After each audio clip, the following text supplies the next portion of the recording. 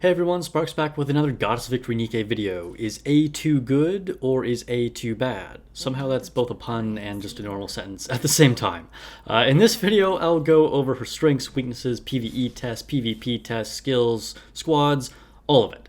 So A2 is a burst 3 fire type attacker with a rocket launcher.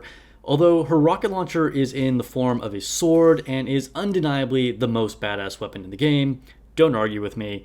It also has a slight delay on her normal attack with an animation that can't be skipped or sped up with manual play, unlike most rocket launchers and snipers. However, she has a much larger AoE and a faster reload than most rocket launchers as well.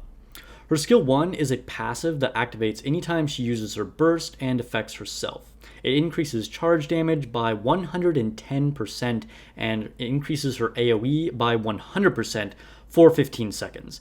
This is a very impactful skill that makes all of her attacks basically nuke the entire screen. I was honestly shocked to see just how many enemies she can hit at once. This also essentially becomes her burst skill for most of the fight, but more on that later. Her skill 2 activates whenever she attacks with a full charge, which should be basically every time she attacks.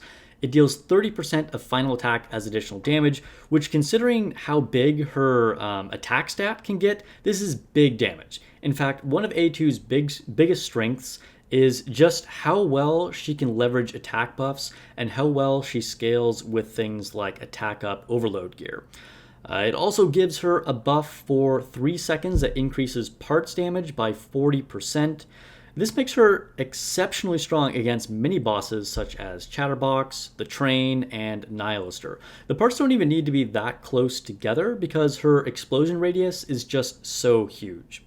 Her burst is the standard 40-second cooldown and puts her into B mode, a buff that increases her attack by 15% and her charge speed increased by 35%. And there's no time limit on this, so you can keep her in B mode for literally the entire fight.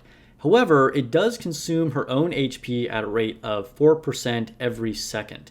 And when she reaches 40% of her max HP, she loses the buffs. So basically, the entire strategy for using A2 revolves around keeping her in B mode. This means basically you need healing and probably a lot of it. One of the reasons I'm not doing a shooting range comparison test with A2 like I do for most attackers is that the damage you take and thus how easy it is to keep her in B mode and hence the squad comp you need can change a lot based on the stage you are fighting. Another thing worth addressing about B mode is her actual HP stat. The higher her max HP is, the more HP she will lose per second. However, it's all based on percentages, not flat numbers, so it doesn't really make any difference in how soon she will lose the B mode buff. However, if you use a healer that has skills with healing potency based on their HP, you could get a smaller heal percentage relative to A2. The higher her max HP stat is. I've heard some people say you should intentionally keep A2's HP stat low and not build her with dupes or level up her gear that has HP. Personally, I think this is not really what you want to be doing. This is kind of like the wrong way of trying to make her strong. Because in most situations, B mode is not going to be the only thing dealing damage to her. So your overall survivability will be better with more HP. Plus, you're missing out on stats like attack and defense by not leveling her gear or limit breaking. What this really means is that you just need to invest in the leveling and skills on the stats of your healers too. Okay, so let's talk equipment real quick before we get into those healers and other squad mates for A2. The cube I recommend most is for charge speed. Unless you're hitting the ceiling of the attack animation, the max ammo up is probably the second choice. Reload is generally good, but she has a pretty fast reload already. Plus, with some ammo uplines on reload or on overload, reload speed becomes less relevant anyway. Charge damage is fine if you really have no other options. For overload gear, you want attack up more than anything else. Now, this kind of is true for any attacker, but like I said before, one of the best things about A2 is just how well she scales with attack, and she becomes an absolute monster with attack lines on overload gear. After that, charge speed, elemental damage, and max ammo are what you want, but honestly, even charge damage, crit rate, and crit damage aren't bad with her. Really, A2 is pretty flexible. Even defense up isn't as bad as it is on a lot of units because you want her taking less damage or as little damage as possible. The only really useless thing is hit rate. Alright, let's talk squads. I'll get this out of the way right away. 2B and A2 is a fun idea, but they want very different things, so having them on the same squad usually doesn't work that well. That said, you can actually draw fire from A2 with 2B in some situations because 2B can get super high attack from her own HP buffs, and a lot of enemies will use will target whoever has the highest attack. So this can work like a pseudo taunt.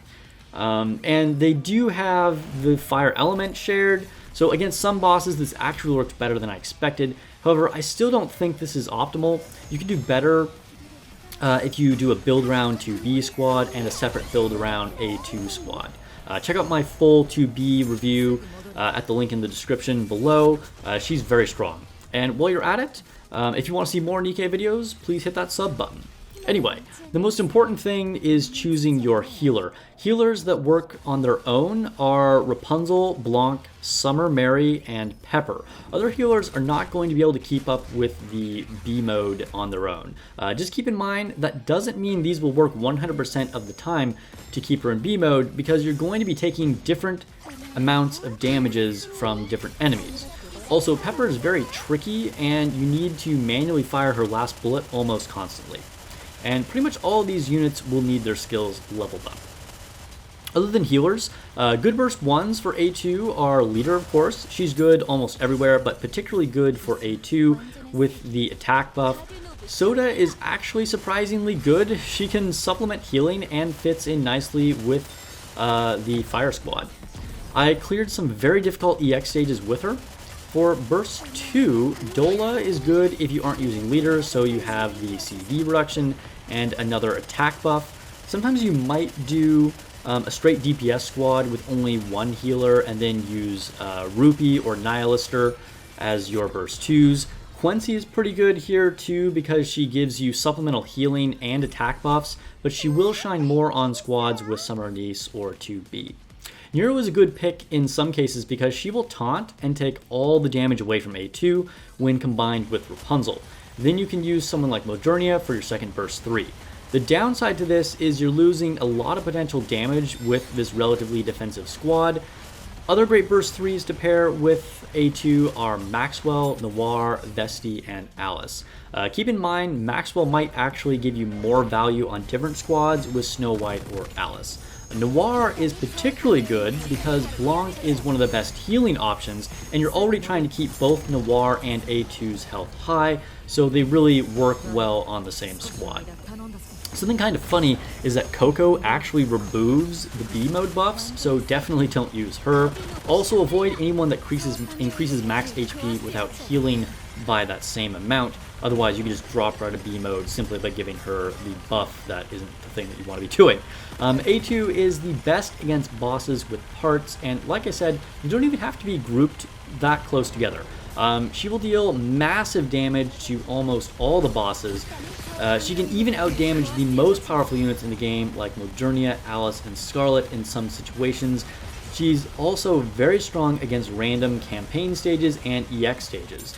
She won't be as good against enemies where you're just trying to focus core shots, but better in more situations than she's bad. Ironically, she's actually kind of bad against Modernia, even though she has parts, because her AoE is so big that even if you aim way down at the bottom, she will still hit both of the wings and send her into the teleport stage.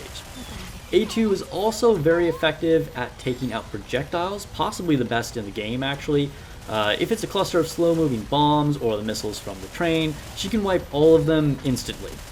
Staying in B mode is everything for A2. So if you're not able to keep her in that berserk state, her damage will dramatically fall off. Something really important to keep in mind is that you need to keep bursting with her. You might be tempted to get her into B mode after bursting once and then cycle just 2 other burst 3s. I tried this at first, but because her skill 1 triggers when she bursts, even though you can't stack multiple B mode buffs, you're going to miss out on a big chunk of damage by not bursting with A2.